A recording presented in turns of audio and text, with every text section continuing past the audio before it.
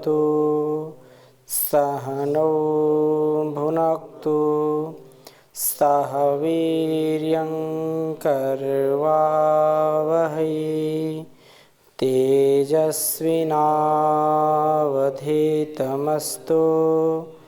मा विद्विषावहै। ओम शांति शांति शांति।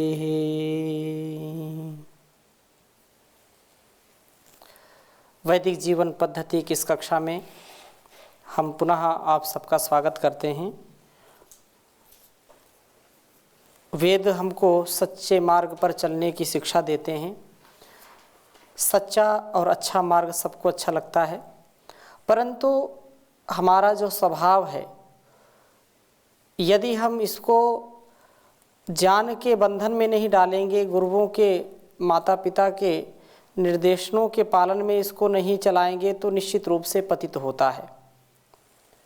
हम पतित ना हों, हम नीचे ना गिरें, हम किसी भी प्रकार से दुख को ना प्राप्त करें, आनंद में रहें, उसके लिए उस परमात्मा से हम नित्य प्रति प्रार्थना करते रहें कि हमको वह सच्ची राह पर चलाए।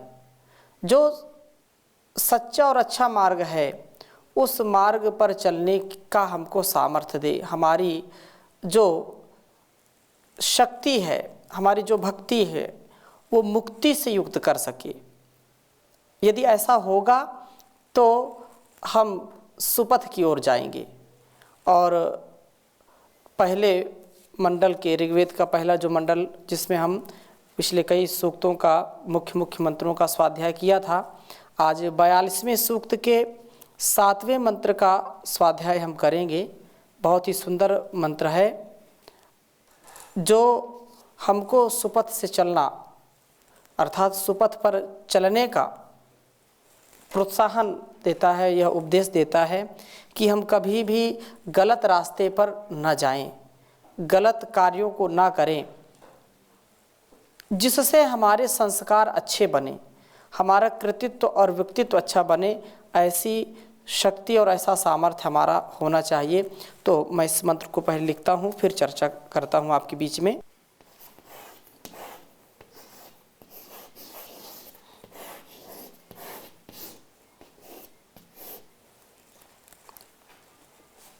अति नः सशस्यतो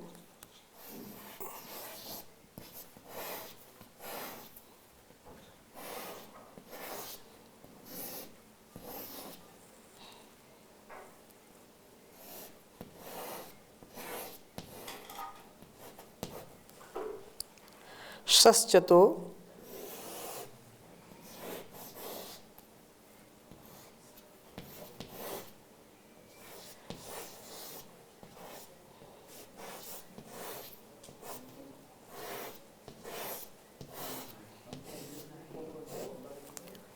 अतिनः शस्यतो नय सुगानः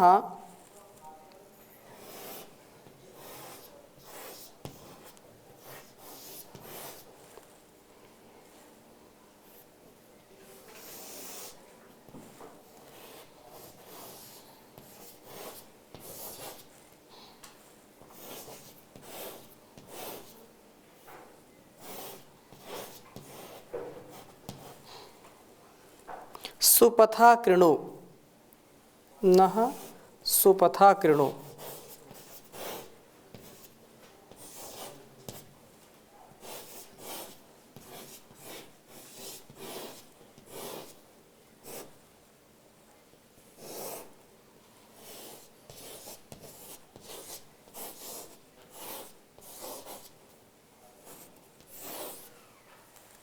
सुपथा कृणु पूषन्निह क्रतुं विदः।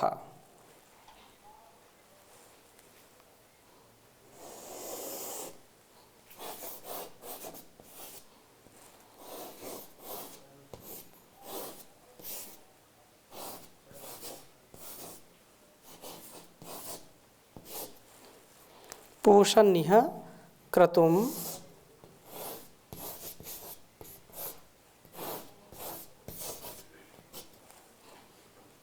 विदः।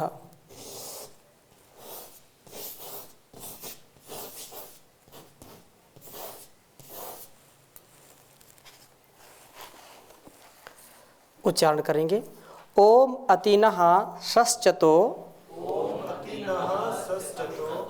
नया सुगानः सुपथा कृणु पूषन्निह क्रतुं विदः।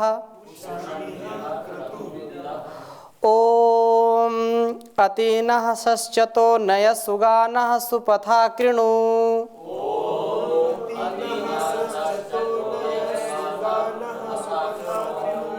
पूषन्निह क्रतुं विदः। बहुत ही सुंदर मंत्र है। ओम अतिनः षश्चतो नय सुगानः सुपथा कृणो पूषन्निह क्रतुं विदः।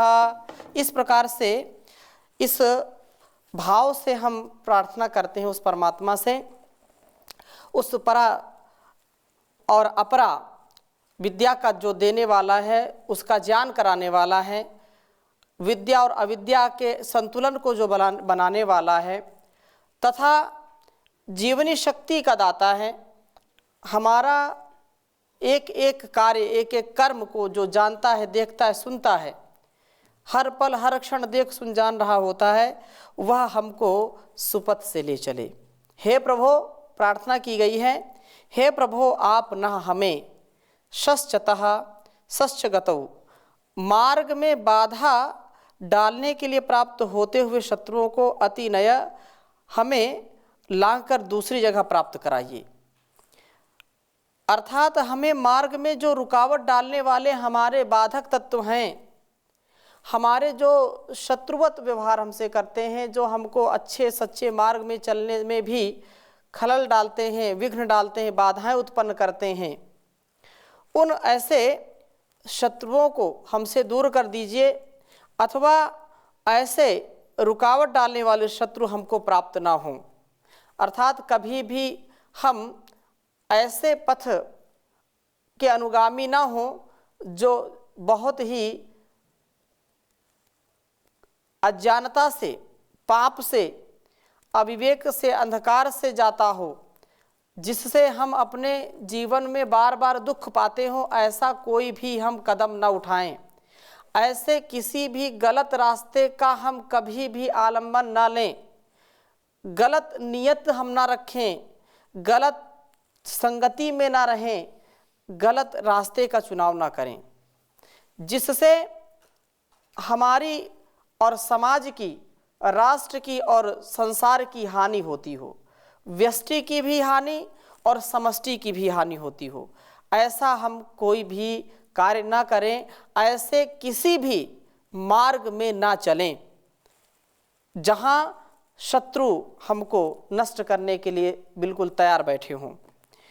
तो न हमें सुगा, जो सुगमता से चलने योग्य सुपथ हैं, उत्तम मार्ग से कृणु जाने वाला बनाइए। जो मार्ग सुगम है, सरल है, सहज है, जिसमें शुचिता है, पवित्रता है, जिसमें किसी भी प्रकार की कोई परेशानी नहीं है, उस पथ के हम पथिक बने, उस पथ से हम आगे बढ़ने वाले बने, जिससे हमारा जो लक्ष्य है, हमारी जो मंजिल है, या हमारा जो एम है, हम उसको प्राप्त कर सकें। गलत रास्ते पर जाएंगे तो लक्ष्य से भटक जाएंगे। जो अधर्म का मार्ग है, अन्याय का मार्ग है, अज्ञान का, अविवेक का, अविद्या का मार्ग है, वो निश्चित रूप से हमको ऐसे स्थान पर लाके खड़ा कर देगा जहां फिर हमारे पास कोई उपाय नहीं होगा और हम नितांत दीनहीन स्थिति में पहुंच जाते हैं। ऐसे मार्ग से हमको बिल्कुल नहीं चलना। हम ऐसे मार्ग का आलंबन लें, ऐसे मार्ग के पथिक बने जिसमें उत्साह है, जिसमें विद्या, ज्ञान, बल, विवेक और धर्म तथा पुण्य का, जिसमें हम आधान कर सकें अपने जीवन में, अपनी झोली को हम पुण्यों से भर सकें, अपनी झोली को सेवा, सत्कार, परमार्थ, परोपकार से भर सकें। ऐसा पथ हमको चुनना चाहिए। लोग ऐसे भी बोल देते हैं, भाई तुम्हारी लाइन खराब हो गई, तुम्हारा जो है ना रास्ता तुमने गलत चुन लिया है। रास्ता तो ऐसे तो होता, लेकिन ये जीवन का एक रास्ता होता है जिससे हम सदगति को प्राप्त होते हैं। तो ये कहा यहाँ पर मंत्र में कि हमको सुगमता से जिस पथ पर हम चल सकें, जिसमें गमन हमारा बहुत ठीक ठीक हो सके, ज्ञान गमन और प्राप्ति, जो है गत्यर्थक जो धातुएं हैं, ज्ञान गमन और प्राप्ति उसमें होती है। तो वो ज्ञान से परिपूर्ण होना चाहिए, विवेक से परिपूर्ण होना चाहिए, अविद्या से युक्त नहीं होना चाहिए। इसलिए रोज ईश्वर स्तुति प्रार्थना उपासना के मंत्रों में हम बोलते हैं, अग्ने नय सुपथा राये अस्मान विश्वानि देव वयुनान योयोध्यस्मज्जुहुराण में नो भूष्ठान ते नम उक्तिम विधेम। ये जो हम बोलते हैं कि इस सारा जो जीवन का लक्ष्य है वो सब कुछ वो जान रहा है परमात्मा, वो हमारे संपूर्ण दुर्गुण दुर्व्यसन को जानता है और वो हमसे बिल्कुल उनको अलग करने का भी सामर्थ्य रखता है। इसलिए प्रार्थना करते हैं युयोधि, हमारे जो कुटिलता युक्त हैं विचार या व्यवहार उनको, और शत्रु हैं ऐसे जो पाप से युक्त हैं, उन सबको आप जानते हैं। वयुनानी विद्वान संपूर्ण आप हमारे कर्मों को मनसा वाचा कर्मणा जो भी हम कर रहे हैं, मन से वाणी से शरीर से, उन सब को आप जानने वाले हैं। तो कृपा आप करके उनको हटा दीजिए, दूर कर दीजिए। यही प्रार्थना यहाँ है कि हम जो सही मार्ग है, जो धर्म का मार्ग है, जो ऋषियों का मार्ग है, उस मार्ग में हम चलें। उस मार्ग में चलने से हम पाप से बचेंगे, पुण्य से हम युक्त हो जाएंगे, पाप से मुक्त हो जाएंगे, धर्म से युक्त हो जाएंगे, अधर्म से मुक्त हो जाएंगे। यही तो जीवन का रहस्य है। जीवन तो सब जीते हैं, लेकिन कोई पाप युक्त जीवन जीता है, कोई पुण्य युक्त जीता है। तो हमको ये विचार करना है कि हम किस रास्ते पर चलें जिसमें हम पुण्य ही पुण्य कमाएं, धर्म ही धर्म कमाएं, सेवा ही सेवा कमाएं, कभी एक पल के लिए भी पाप ना हो जाए। ये हमको विचार करना है। और ऐसा पथ यदि हमने चुन लिया है तो दिव्यता से परिपूर्ण हो जाएंगे, इसमें कोई शंका या संशय हमको नहीं करना चाहिए। मंत्र में आगे कहा, पूषण निह कर्तुम विदहा, हे पूषण, हे पोषक प्रभु, आप पुष्टि प्रदाता हैं, पुष्टि हमको पुष्ट करने वाले हैं, आप हर प्रकार से हमारी रक्षा करने वाले हैं। अतः आप यह इस जीवन यात्रा में, इस लोक यात्रा में क्रतुम विदहा, क्रतु को प्राप्त कराइए। क्रतु कर्म का नाम है। क्रतु किसको कहते हैं? कर्म को कहते हैं। तो क्रतु को प्राप्त कराइए, प्रभु हमें कर्म शक्ति प्राप्त कराइए। क्रतु प्रजा का भी नाम है, ये निघंटु आदि में मिल जाता है। प्रभु हमें प्रज्ञा संपन्न करें, यह शतपथ का जो है वाक्य है कि हम जो है प्रत्येक जीवन में क्रतु बने। क्रतुर मनोजवः, मनोजव का संकल्प को क्रतु कहा है। प्रभु हमें यह संकल्प शक्ति दे, वस्तुतः हमें हाथों में कर्म शक्ति प्राप्त कराएं, मन में संकल्प शक्ति दे और मस्तिष्क में प्रज्ञा से हमको परिपूर्ण कर दे।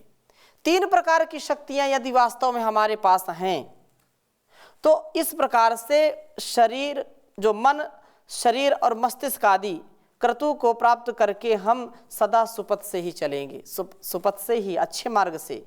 सुपथ का मार्ग, जो सुपथ है उसका तात्पर्य क्या है? सुपथ सुंदर पथ, अच्छा पथ, जो कल्याण का पथ है।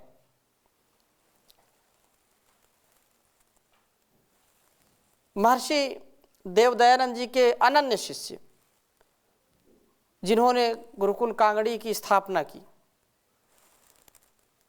स्वामी श्रद्धानंद जी ने एक पुस्तक इस पर लिख दी, कल्याण मार्ग का पथिक।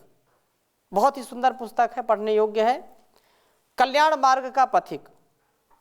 तो कल्याण मार्ग का जो पथिक है, उस पथिक को क्या चाहिए, जो पथ उसको चुनना है उस पथ को बड़ी बारीकी से समझ बूझ करके ही उस पे चले आगे बढ़ करके। और यहाँ जो कहा कि मन में जो हाथों में कर्म की शक्ति प्रदान करे, हाथ परमात्मा ने किस लिए दिए हैं, कर्म करने के लिए। हाथों में कर्म शक्ति प्रदान करे और मन में संकल्प शक्ति प्रदान करे तथा मस्तिष्क को प्रज्ञा से परिपूर्ण करे। शरीर मन व मस्तिष्क में क्रतु प्राप्त करके हम सदा सर्वदा सर्वत्र सुपथ से ही आगे बढ़ते चले जाएंगे।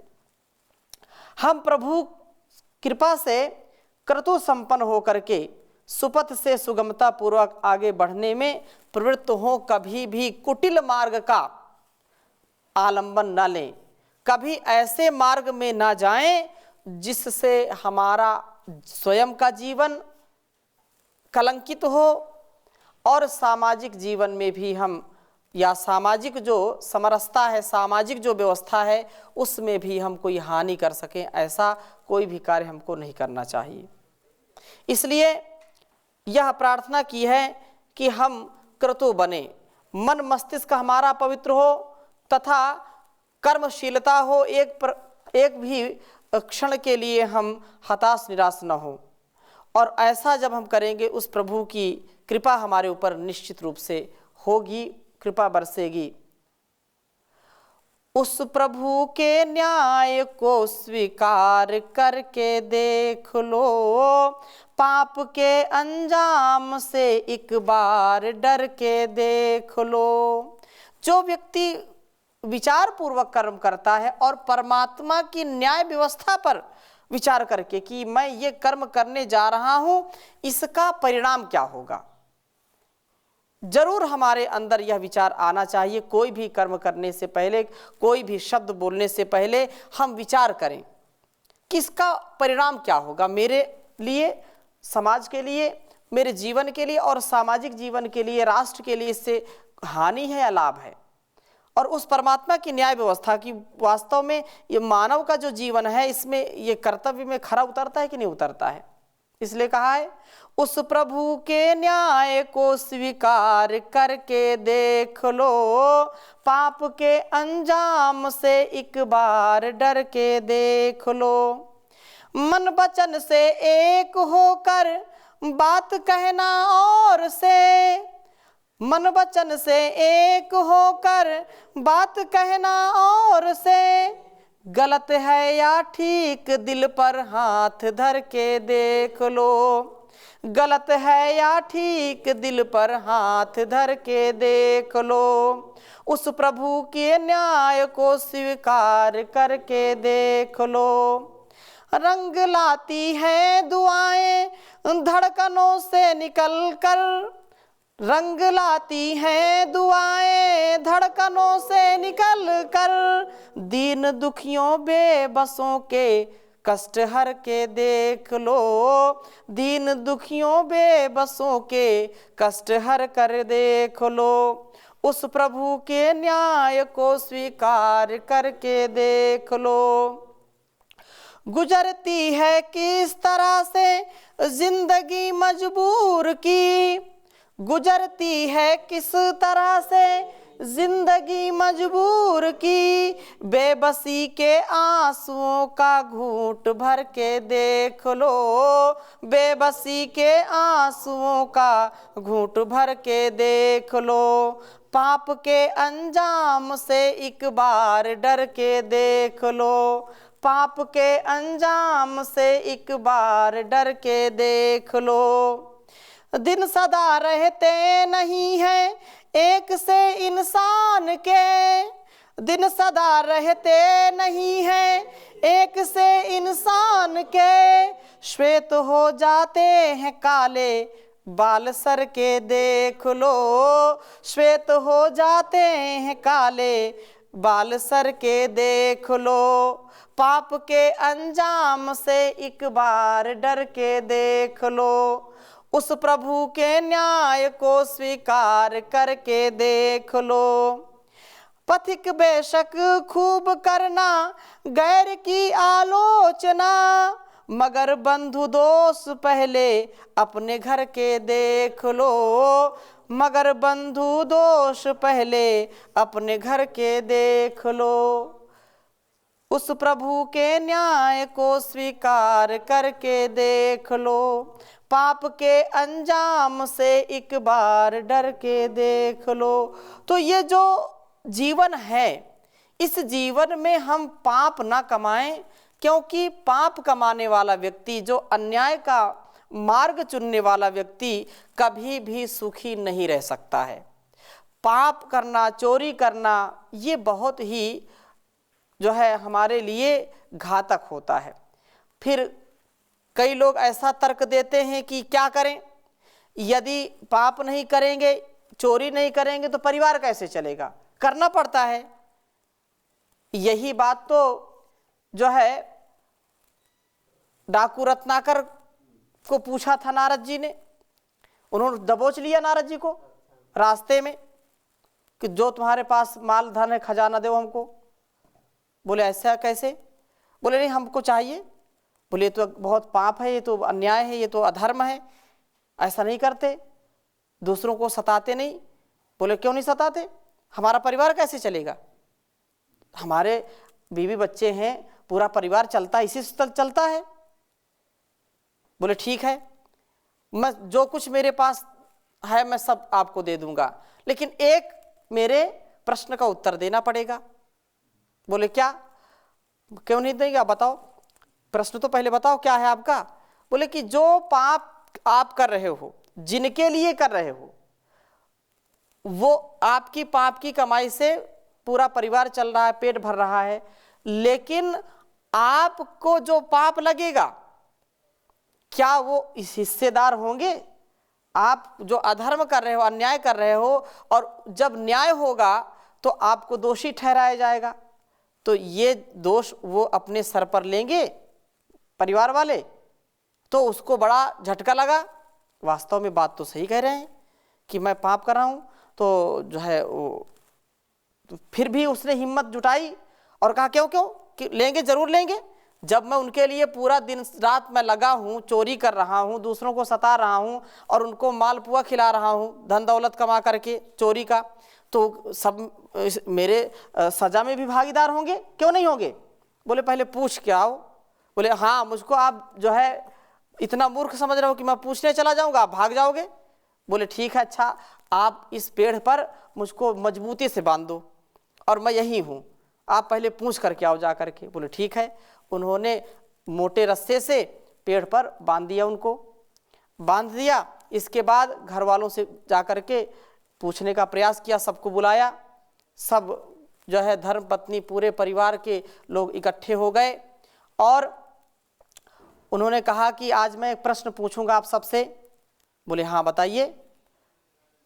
तो कहा कि मैं जो भी धन दौलत कमा के लाता हूँ, दूसरों को सताता हूँ, चोरी करता हूँ, हिंसा करता हूँ, ये सब आपके लिए करता हूँ, तो जो मुझको दंड मिलेगा ईश्वर की व्यवस्था से, उसकी न्याय व्यवस्था से मुझको जो सजा मिलेगी, तो आप भी उसके हिस्सेदार होंगे कि नहीं होंगे? क्योंकि कमाता तो मैं हूँ और सब मिलके खाते हैं, भोग करते हैं उसका। तो पत्नी बोली क्यों जी, हम क्यों आपकी सजा में भोगी हूँ, हम क्यों भोगेंगे? ये तो आपका कर्तव्य है, जैसे आपको लाना, जैसे खिलाना आप खिलाओ, हम तो नहीं भोगते आपकी सजा। ऐसे बेटा से पूछा, बेटी से पूछा, पूरे परिवार से पूछा और किसी ने अपने सिर पर नहीं लिया कि आप चाहे जैसे जिस माध्यम से लाओ आप करो, तो जो है जैसी करनी वैसी भरनी, आप जैसा करोगे वैसा भरोगे, हम क्यों भरेंगे? अब उनका वहीं से माइंड चेंज हो गया और वो चुपचाप निराश होकर के आए और महर्षि के चरणों में गिर गए कि महर्षि आज आपने मेरी आंखें खोल दी कि जिसके लिए मैंने इतना पाप किया, इतना मैंने चोरी की, इतने लोगों को हिंसित किया, मैंने इतनी हिंसा की और उस परिवार ने मुझको कह दिया कि मैं तुम्हारे इस सज़ा में क्यों हम भोगी हों, हम क्यों सज़ा भोगेंगे, आपने आज आंखें खोल दी। और वहीं से वो फिर एक महापुरुष के रूप में जो है आगे निकल गए। तो ऐसा जीवन जो सुपथ की ओर जाता है, हम सुपथ के अनुगामी बने। उस सुपथ में जो भी बाधाएं हैं, जो भी चुनौतियां हैं, उनको स्वीकार करते आगे बढ़ते जाएंगे तो निश्चित रूप से हमारे जीवन का कल्याण होगा। तो आज की कक्षा को यहीं पर विराम देते हैं, शेष चर्चा अगली कक्षा में करेंगे। ओम शांति शांति शांति।